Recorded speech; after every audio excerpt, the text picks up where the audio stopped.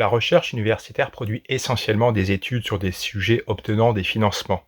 La corruption judiciaire n'est visiblement pas très populaire et c'est un euphémisme.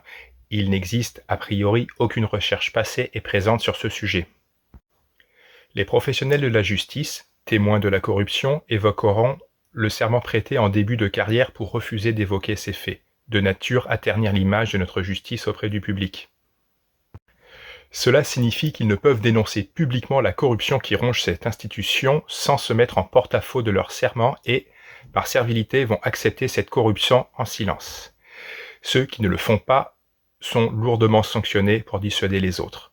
Ce phénomène de servilité vis-à-vis de leur microcosme va limiter la possibilité de témoignage dans les médias. Ces derniers mettront cependant en avant quelques affaires comme celle de greffiers corrompus dont la présence sur la toile disparaîtra ensuite. Les articles de presse concerneront généralement des personnes subalternes non protégées par le système car agissant en dehors de l'autorité d'un juge corrompu.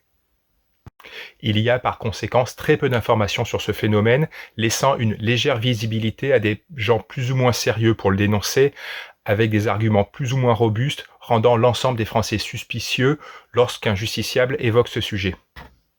Le seul interlocuteur jugé crédible par le grand public, c'est l'IA, l'intelligence artificielle. Nous découvrirons dans la prochaine vidéo ce qui est dit concernant la corruption de la justice.